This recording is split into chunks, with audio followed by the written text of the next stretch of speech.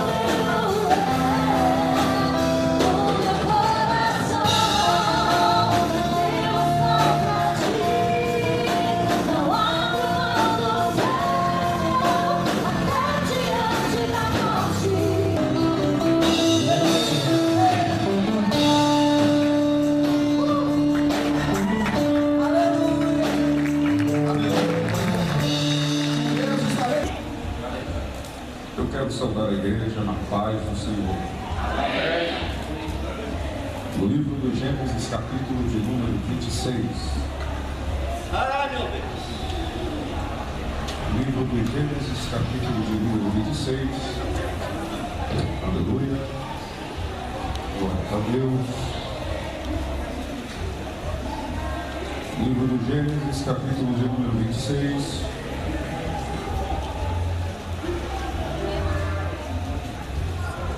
A partir do versículo de número 1. Quantos acharam, digam amém. E houve fome na terra, além da primeira fome que houve nos dias de Abraão. Isaque foi a Abimeleque, rei dos filisteus, até Gerar. E o Senhor apareceu a ele e disse: não desças ao Egito, habita na terra que eu te direi. Peregrina nesta terra e eu serei contigo e te abençoarei, pois a ti e à tua semente eu darei todas estas regiões, e eu farei o juramento que jurei a Abraão teu pai. Meus irmãos, o culto nesta noite é um culto voltado a primícias. E a leitura extensa que nós fizemos no capítulo 1 do versículo 1 ao versículo de número 33 vai nos falar sobre um homem chamado Isaque. Eu quero ser bem sucinto nas palavras, pois foi usado o tempo e queremos ser obedientes a esse tempo. Isaque, ele foi filho de Abraão. Dá só um pouquinho de retorno aqui, por favor. Isaque foi filho de Abraão, e todos nós sabemos e conhecemos a história de Abraão. Pai da fé. Um dos legados que este deixou foi de confiança inteira no Senhor. Fato este que o justificou diante de Deus.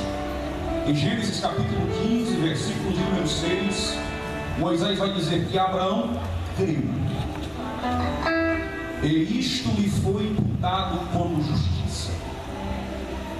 Este homem que andou pela fé, que peregrinou pelas terras, pelos desertos, este obteve no Senhor o favor de ser pai de um filho, cujo esse filho seria chamado a sua descendência. Este filho vem de uma gravidez improvável. Sua esposa, antes Sarai, era estéril e não poderia ter filhos. Mas Deus, quando retirou de Ur dos Caldeus, com 75 anos de idade, lhe disse que ele seria pai de multidões. Ele creu, saiu de Ur dos Caldeus, e depois de 25 anos de espera, a sua amada Sara lhe deu um filho, e lhe pôs o nome de Isaque. Porque esta riu-se do Senhor quando este apareceu a ela e disse que no mesmo ano ela seria mãe. E esta riu-se dentro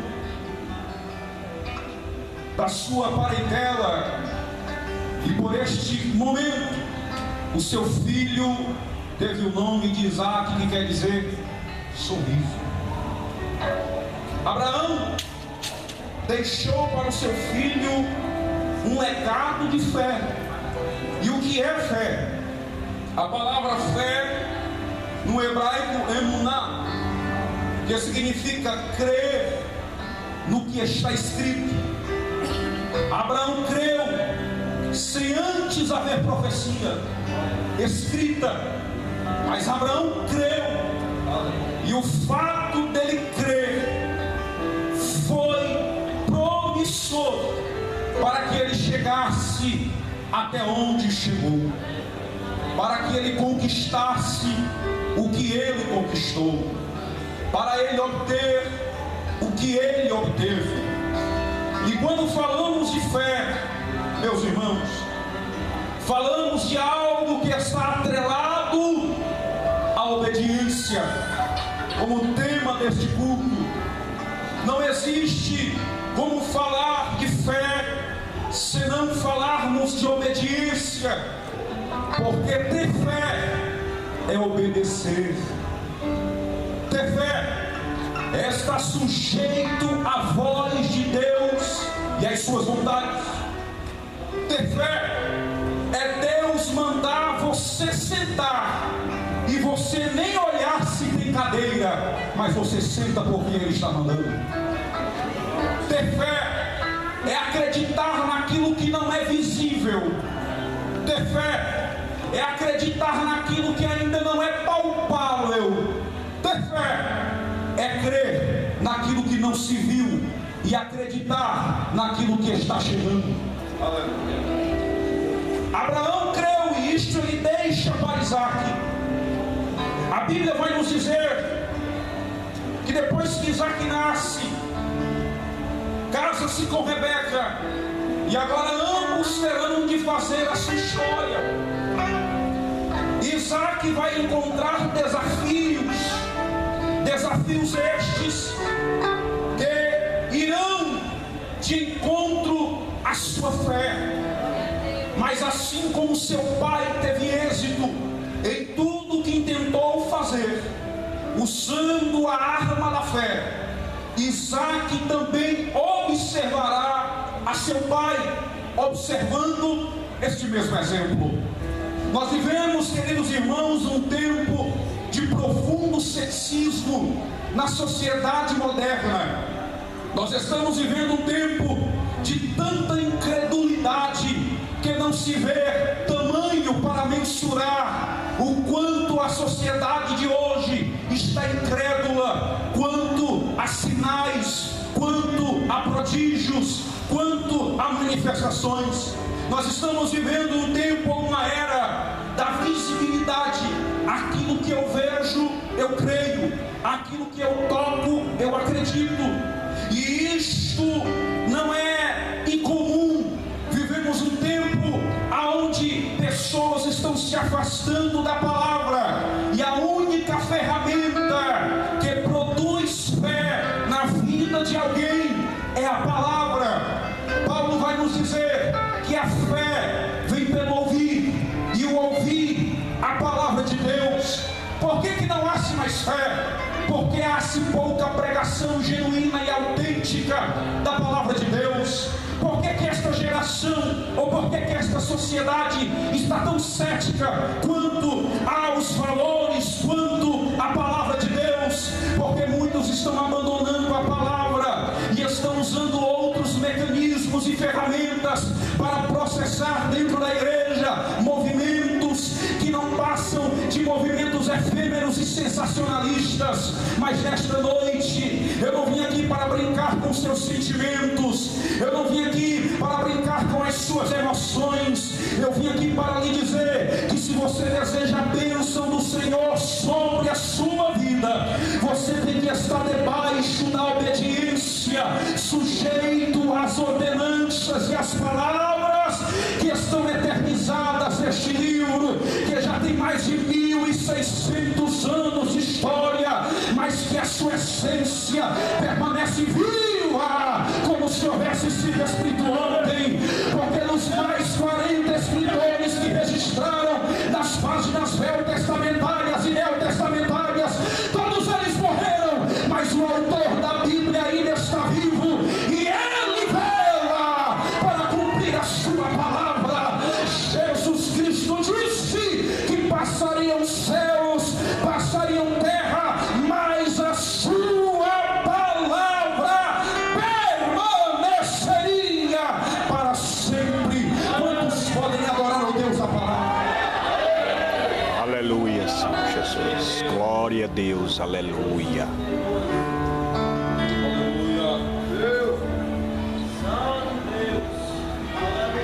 Isaac vai se instaurar terra de Abimeleque, dos filisteus. Por quê? A sua Bíblia aberta. O capítulo 26, versículo 1 diz que houve fome na terra. E Moisés é muito categórico em dizer que essa fome foi pior do que a fome nos dias de Abraão. Quando você lê Gênesis capítulo de número 12, depois de toda aquela chamada linda, magnífica, que Deus oferece a Abraão, Deus diz que houve uma fome terrível nos dias de Abraão. Fome esta que ele desceu ao Egito em busca de sobrevivência. E você pode ler a Bíblia e pode ler as páginas da história de Abraão, que vai do capítulo 12 até o capítulo de número 18, 19, até o capítulo 22, melhor dizendo. Você pode ver que Abraão sempre tomava uma direção para ir para qualquer lugar. E antes de tomar uma direção, ele levantava o altar e invocava o nome do Senhor, para saber qual direção deveria tomar. Mas quando ele desce ao Egito, Abraão não levanta o altar. Abraão não pede direção de Deus. Ele só desce. Por quê? Porque o Egito parecia um caminho mais rápido para obter o sustento que ele desejava.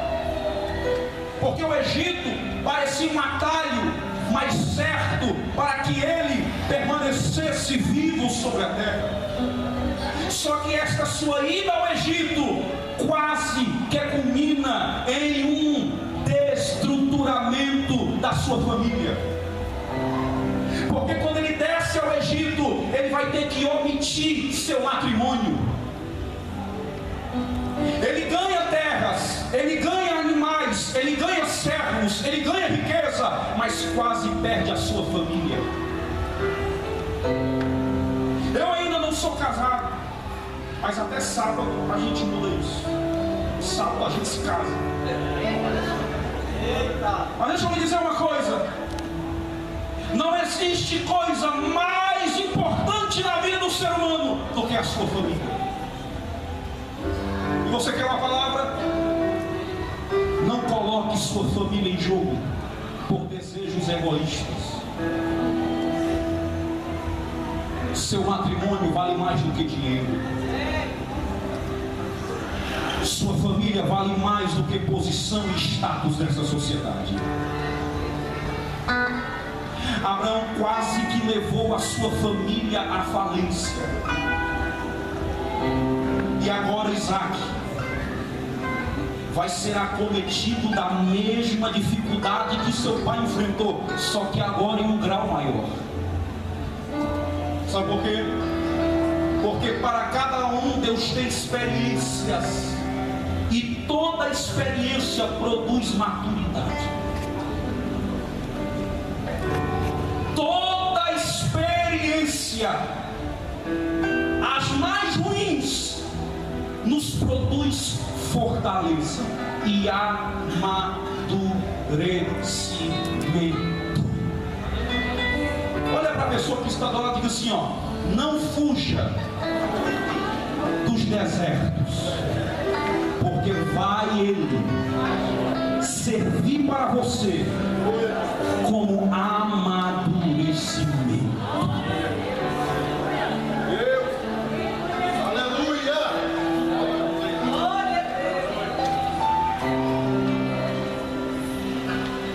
O deserto que Isaac está enfrentando, ou vai enfrentar, antes dele acontecer, a Bíblia nos revela que Isaac, quando veio a fome, ele desce até Abimeleque, e quando ele desce até Abimeleque para procurar refúgio, escute isso, para procurar um lugar para sobreviver, mediante aquela fome. E quando falamos de fome, ela está ligada à ausência de alimentos, à escassez, à falta, à necessidade. A fome que sobreveio nos dias de Isaac foi maior da dos dias de seu pai Abraão. E esta fome que veio literal, está vivenciando no seu tempo. A fome que foi acometida nos dias de Isaac foi uma fome de suprimentos, de alimentos. Mas que fome? E em que âmbito há-se escassez na sua vida? Porque quando falamos de fome, não podemos ficar somente restritos àquilo que é sólido e serve para o nosso corpo físico. Existem fomes em matrimônios. Fomes de quê? De sentimentos. Existem famílias que entraram aqui nesta noite, que há-se ausência de sentimento mútuo, de esposo para com esposa, de filhos para com filhas, de mães para com filhas, de pais para com filhos. Nós estamos vivendo um tempo de escassez, de fome, principalmente na área familiar. Como está a saúde da sua família?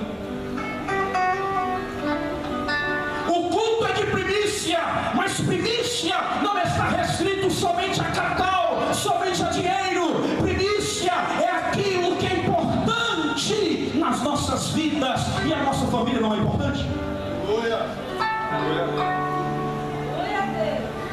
Quando falamos de fome, falamos de crises. E nós vivemos tempos de crises, e não somente de um modo de falar nacional, mas vivemos crises no espaço e de naturezas familiares. São pais que não falam com filhos, são filhas que não falam com mães, são relacionamentos que estão quase no seu término. Segundo pesquisa do IBGE, de cada 3 casamentos que se dão, há-se também 3 divórcios. Nós estamos vivendo um tempo de escassez, de fome no matrimônio e na família. E se a família de um servo e uma serva do Senhor não vai bem, seu ministério não vai bem, tudo que ele fará não irá ter êxito, tudo que ele se propõe a fazer não vai dar certo. Por quê? Porque a base de um homem está posta na sua família.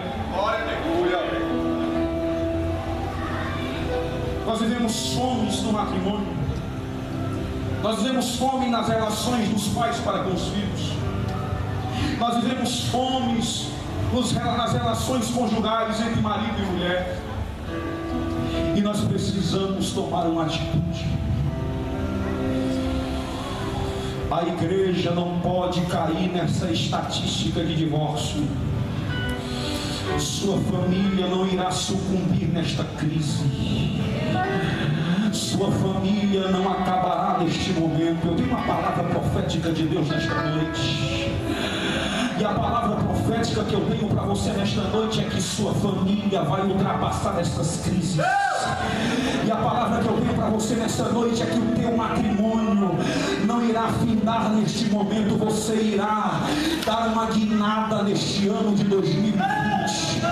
Quem sabe você entrou aqui e o ano de 2019 parece que para você não acabou, porque parece que está tudo do mesmo jeito.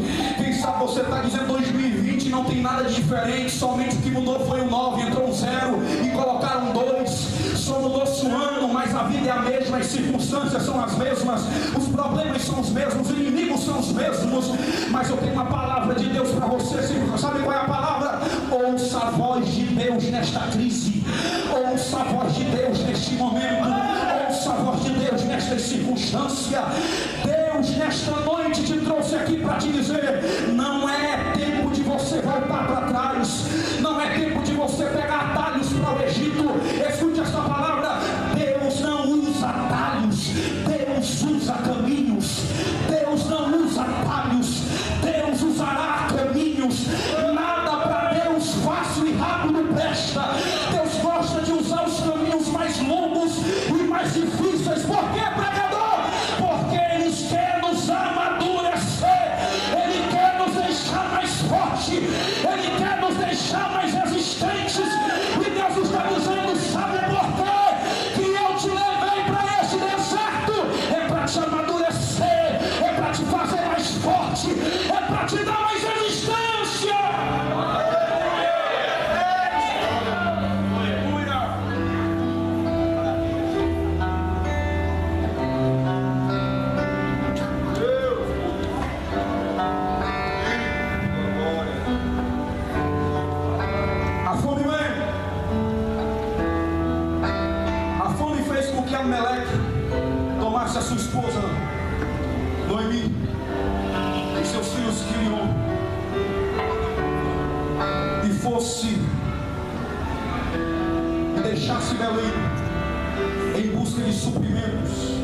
o que aconteceu?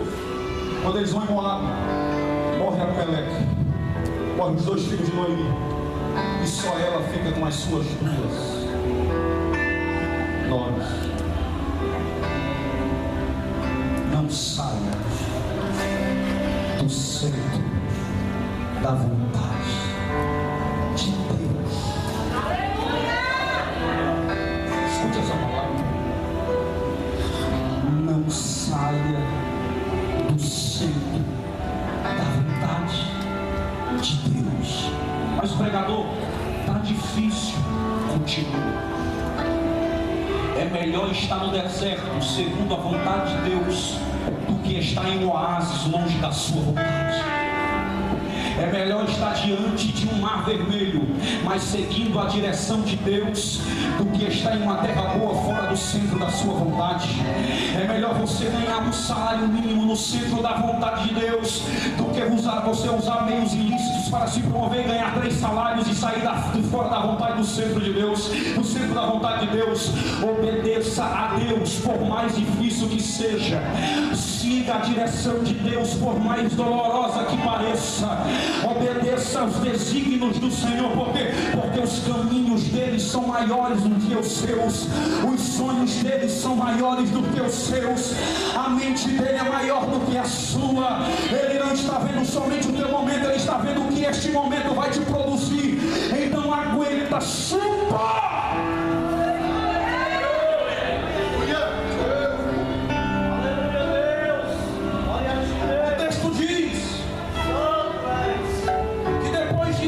Vencer a crise da fome,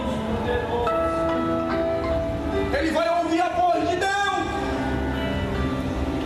E qual é a voz de Deus para ele? Não desças para o Egito. Olha teu pai. Não vai para o Egito. Olha a palavra de Deus para ele.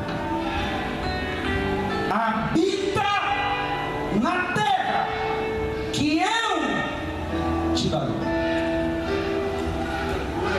Em tempos de crises, seguir a direção de Deus é melhor. Isaac estava vivenciando fome, mas Deus está dizendo para ele: fica aí, não sai daí. Mas Deus está dizendo: não sai daí. Quando Isaac pensa, cogita em descer para o Egito, Deus chega para ele e diz: olhe para a pessoa que está ao seu lado e diga assim para ela: não use atalhos, escute a voz de Deus neste seu deserto. Não saia, não saia de lá sem a direção de Deus. Você viu para ver essa palavra? Não saia daquele lugar sem a direção de Deus.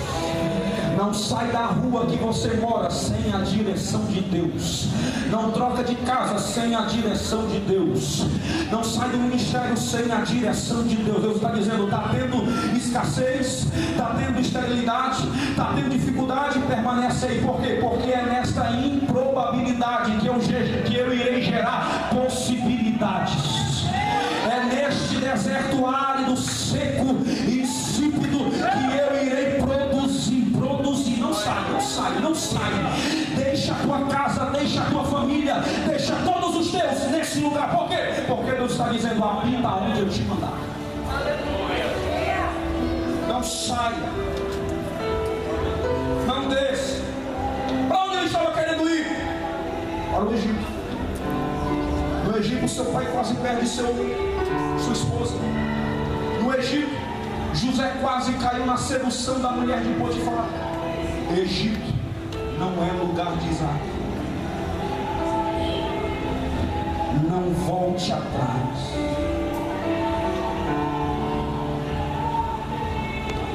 Eu sei que está difícil. Eu sei que está quase insustentável. Mas Deus está dizendo: fica onde eu te mandei.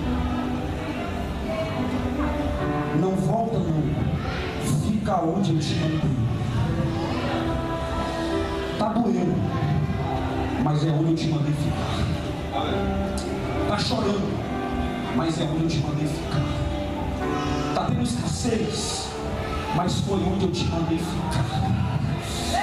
Está sangrando, mas é onde eu te mandei ficar. Está tendo pedradas, mas é onde eu te mandei ficar. Tem gente dizendo vai embora, mas Deus está dizendo fica. Fica, fica, fica.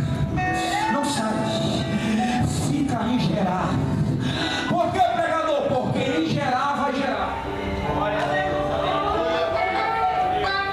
Por que, pregador? Porque é aí que Deus vai fazer você plantar e você vai ter a felicidade de colher. Não sai do centro da vontade de Deus. Sabe o que é lindo? É que mediante as crises que enfrentamos, o trono de Deus não enfrenta crises. Os propósitos de Deus não serão frustrados. As catástrofes da história não desestabilizam o governo de Deus. Eu preguei aqui no ano de 2019 e eu preguei em Isaías capítulo de número 6 e eu disse aqui que mediante a situação que estava envolvendo nos dias de Isaías, corrupção, sincretismo espiritual, injustiça, a lei era torta, o julgamento era sem justiça, em meio a uma sociedade conturbada, aonde os valores morais haviam sido relativizados, aonde o povo tinha perdido o caráter, não tinha mais ética, o povo estava afastado de Deus. Aí você imagina como é que Deus estava no trono. Alguns têm uma visão de um Deus que está irado, alguns têm a visão de um Deus que está andando para um lado e para o outro no céu, dizendo eu vou destruir esse povo. Mas quando Isaías entra dentro do templo, no ano da morte do rei Uzias, ele narra dizendo assim: e no ano em que morreu o rei Uzias, eu vi o Senhor, como Isaías, sentado sobre um alto e sublime trono. Estava tudo desorganizado aqui embaixo e Deus estava sentado. Aí você me pergunta, por que, pregador? Porque a corda está na mão dele, porque as rédeas estão na mão dele. Nada foge do controle da mão de Deus. Nada sai do controle soberano de Deus. O deserto nos move, as lutas nos derrubam, as crises nos entristecem, mas Deus não. Ele está sentado sobre um alto e sublime trono, e basta uma palavra dele, basta uma ordem dele, que o deserto se torne em oásis, que a crise se transforme em palcos de sucessos, que os desertos se tornam em pomares. Deus está dizendo: nada me tira do controle da tua vida, permanece no centro da minha vontade. Aleluia!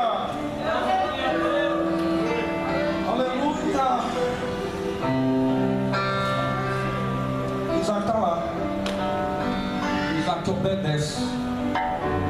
E a obediência precede a... Não. Eu sei que a quantidade de pessoas dá para ir melhor. A obediência precede a... Ele está obedecendo? Sim ou não? Sim ou não? Sim ou não, senhoras? Sim ou não, igreja? Sim ou não, criança?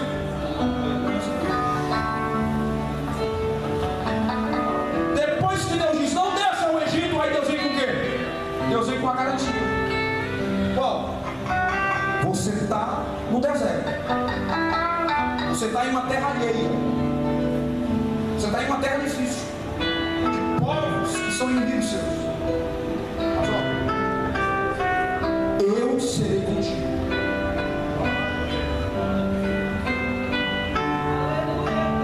Acabou, não? Então diz, ó, peregrina nesta terra e eu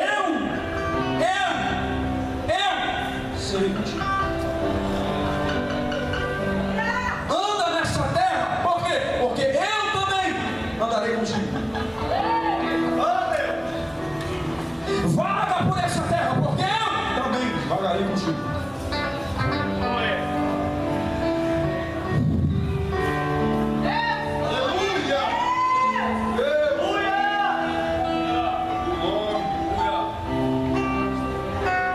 Toda a promessa de Deus, escute isso, quando ele obedece à voz de Deus, é importante obedecer, por quê? Porque toda a promessa de Deus é sustentada mediante a nossa obediência.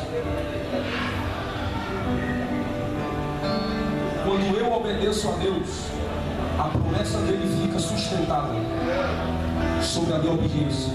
Então não venha com essa história de dizer que uma vida desorganizada Deus irá abençoar. Então não venha com essa conversa que muitos pregam por aí, que Deus vai abençoar, que Deus vai fazer isso, que a roda vai girar, que roda vai girar. Uma vida de alguém que não obedece à voz do Senhor, não obedece à voz da sua liderança, não é submetido às doutrinas que estão na palavra, não conserva uma vida de santificação, de consagração. Como que Deus abençoa a vida de uma pessoa como esta?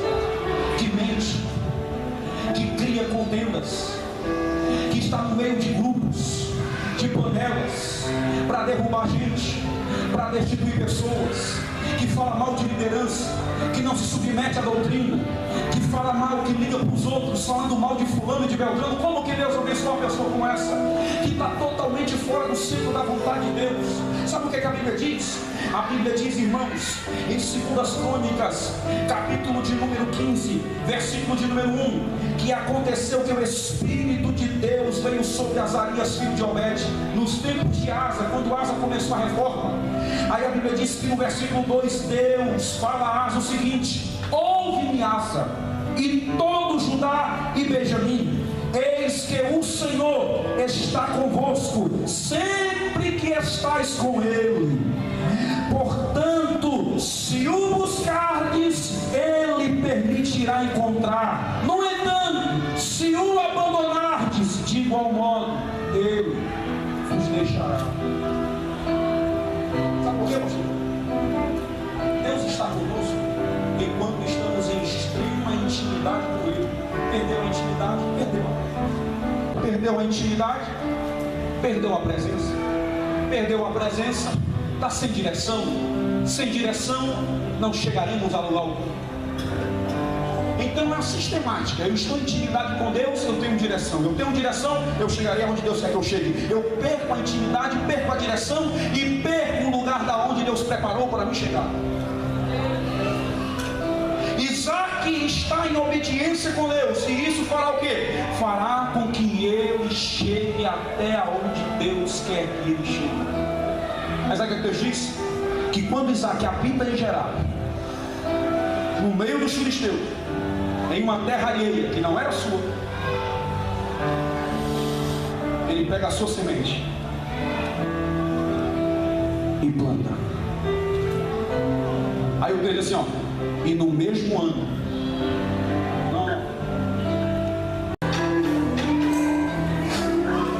Deus está dizendo para você: quebra essa barreira hoje.